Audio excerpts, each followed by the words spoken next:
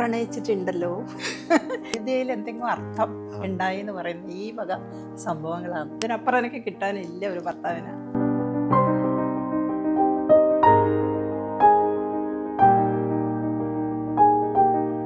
ഷാജി ഇരിക്കണ്ട ചേച്ചി. ചേച്ചിയെ കണ്ടതിലും ചേച്ചിയെ ശരിക്കും പറഞ്ഞാൽ ഞാൻ പലപ്പോഴും ആഗ്രഹിക്കും കുറച്ചു നേരം ചേച്ചിയുടെ അടുത്ത് വന്നിരിക്കണം, കുറച്ചു നേരം സംസാരിക്കണം എന്ന് ആഗ്രഹിക്കും. പക്ഷെ സമയം കിട്ടാറില്ല.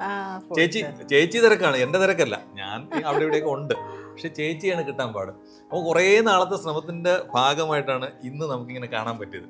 അപ്പൊ ഇവിടെ വരുമ്പോൾ തന്നെ ചേച്ചിയുടെ 3 പുസ്തകങ്ങളെ കുറിച്ചാണ് എൻ്റെ മനസ്സിലേക്ക് പെട്ടെന്ന് ഓടിയെത്തുന്നത് അല്ലേ? ഇവിടെ മൊത്തം പുസ്തകങ്ങളാണല്ലോ അല്ലേ? പുസ്തകങ്ങൾ കുറേ ഇതാ അപ്പുറം ഒരു കെട്ട് കിടക്കയെന്ന്, കുറച്ച് മാത്രം ഇവിടെ വെച്ചതാണ്. കാർട്ടൂൺ കണക്കിന് പുസ്തകമുണ്ട്. മത്തില് തുടങ്ങി സ്വത്വമായപ്പോഴേ തന്നെ മത്തില് തന്നെ പലരും മത്തായി. പക്ഷെ അത് കഴിഞ്ഞ് കുമ്മായി പാത്തൂലേക്ക് എത്തി. ഞാനിത് 3 വായിച്ച ഒരാളാണ്. 3ഉം ശരിക്കും പറഞ്ഞാൽ നമ്മുടെ നിത്യജീവിതത്തിൽ നമ്മൾ കണ്ട ആരൊക്കെയോ ഇതിലുണ്ട്. ജീവിതത്തിൽ എവിടേക്കോ കണ്ട നമ്മള് ഇതിലൂടെ കടന്നു വരാത്ത എനിക്കൊന്നും മിക്കവാറും ആരും ഉണ്ടാകില്ല. ഇതിൽ ഏതെങ്കിലും ഒരു കഥ ഈ ഓരോ വ്യക്തിയിലും ഈ ഒരു കഥ ഉണ്ടാവും അല്ലേ? ചേച്ചി വളരെ സിമ്പിൾ ആയിട്ട് എഴുതിയിരിക്കുന്നു, വളരെ ലളിതമായിട്ട് നമുക്ക് ചുറ്റും കാണുന്ന, പ്രത്യേകിച്ച് ഞാൻ സ്ത്രീ കഥാപാത്രങ്ങളുടെ കാര്യങ്ങളാണ് എഴുതിയത്. അതായത് പലത് പറഞ്ഞാൽ അവരുടെ പ്രണയമാണെന്നുണ്ടെങ്കിലും വിരഹമാണെന്നുണ്ടെങ്കിലും സ്നേഹത്തിന്റെ കാര്യത്തിലാണെന്നുണ്ടെങ്കിലും. ഇത് പറയുമ്പോഴാണ് ചേച്ചി പ്രണയത്തെ കുറിച്ച് വലുതായിട്ട് പറയുന്നുണ്ടല്ലോ. പ്രണയം ഉണ്ടോ? പ്രണയം ഉണ്ടായിട്ടുണ്ട്, പ്രണയിച്ചിട്ടുണ്ടല്ലോ. എന്താ പറഞ്ഞാൽ ജീവിതത്തിൽ നമ്മളെല്ലാം അറിയാതെ പോയി മരിക്കരുത്. എല്ലാം അനുഭവിച്ചറിയണത്, അതിൻ്റെ ഒരു സുഖം, അതിൻ്റെ ഒരു വിഷമം എല്ലാം ഓരോന്നോരോന്ന് നമ്മളെ വയസ്സായിട്ടൊരു മുലക്ക് ഇരിക്കുമ്പോൾ ഓർക്കുവാൻ ഒരുപാട് നിറമുള്ള ഓർമ്മകൾ വേണം.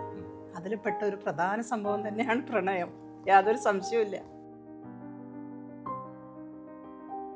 ഈ റൂമിനകത്ത് വന്ന് കയറുമ്പം നല്ല പുസ്തകങ്ങളുടെ മണമാണ് നമ്പർ 1.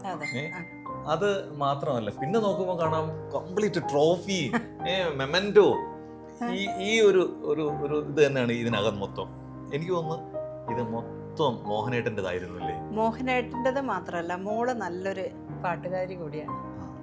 അപ്പം അത് പകുതി എന്ന് പറയാം. മോഹനേട്ടൻ്റെ പകുതി, മകളുടെ പകുതി.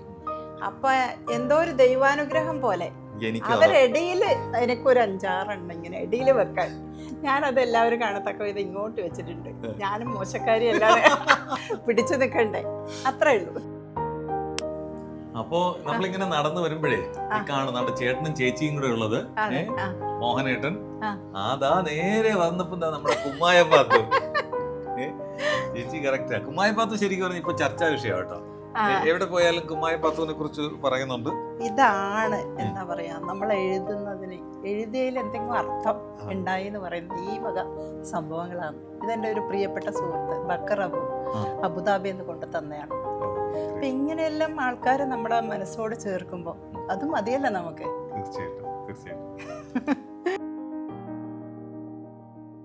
മോഹനേട്ടനെ കുറിച്ച് ചേച്ചിക്ക് എന്താ പറയാനുള്ളത്?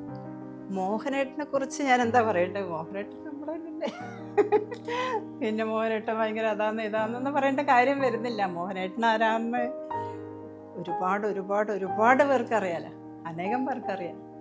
പ്രത്യേകിച്ച് ഞാൻ പറയേണ്ട കാര്യമില്ല. എങ്കിലും വീട്ടിലത്തെ കാര്യം എന്താണെന്നല്ലോ മറ്റുള്ളവർക്ക് അറിയുന്നില്ലല്ലോ. അപ്പം ഞാൻ പറയുന്നത് ആള് വളരെ സപ്പോർട്ട് ചെയ്യുന്ന നല്ലൊരു ഭർത്താവ് തന്നെയാണ്. എന്താ പറയുക, അതിന് മുകളിൽ എനിക്ക് ഒന്നും പറയാനില്ല. അതായത് ചെറിയ നിസ്സാര കാര്യത്തിന് വരെ അത്രയും ക്ഷമയോടുകൂടെ. ഓക്കെ, ദേഷ്യം വരൂല എന്നൊന്നും ഞാൻ പറയുന്നില്ല, അത്യാവശ്യം ദേഷ്യം വരുന്ന ആൾ തന്നെയാണ്. പക്ഷെ എന്നാലും അത്രയും സപ്പോർട്ടോടുകൂടി എൻ്റെ എല്ലാ സന്തോഷത്തിലും കൂട്ടുനിൽക്കുന്ന ഒരാൾ. ഇതിനപ്പുറം എനിക്ക് കിട്ടാനില്ല ഒരു ഭർത്താവിന്. 3 പുസ്തകങ്ങൾ ഓൾറെഡി ആയി കഴിഞ്ഞു. അതെ. അപ്പം 4ാമത്തത് എങ്ങനെയാണ്? 4ാമത്തെ പുസ്തകം തീർച്ചയായും വരും. എന്താ വെച്ചാൽ കഥകളും ഒന്നുമില്ല, ഇപ്പം ബ്ലാങ്കാന്ന്. ഇല്ലതെല്ലാം അങ്ങോട്ട് എഴുതി തീർത്തിട്ടുണ്ട്. അപ്പം ആ സമയമാകുമ്പോൾ എനിക്ക് എന്തെങ്കിലും വരുത്തും ഞാൻ. ആ ഒരു ഇതിലാണ് ഉള്ളത്. നോക്കാം. അത് എപ്പോഴൊന്നും പറയുന്നില്ല. ഇപ്പം നവംബർ ബുക്ക് ഫെസ്റ്റിന്ന് അങ്ങനെ മനസ്സിൽ വിചാരിച്ച് നമ്മളിങ്ങനെ ധൃതി വെച്ചിട്ട് അങ്ങനെയല്ല, പുസ്തകം എഴുതും. അതെപ്പോഴാണ് എന്താണെന്നുള്ളത് അറിയില്ല. അത് തോന്നുമ്പോൾ അത് ഇവിടെ വെച്ചായാലും നാട്ടിൽ നിന്നാകുന്നുണ്ടെങ്കിലും ആ സമയത്ത് നമുക്ക് ഐശ്വര്യമായിട്ട് നല്ലൊരു കൈ കൊണ്ട് പ്രകാശനം ചെയ്യിക്കാം, ഐശ്വര്യമായിട്ട് വിപണിയിൽ ഇറക്കാം, അത്ര തന്നെ.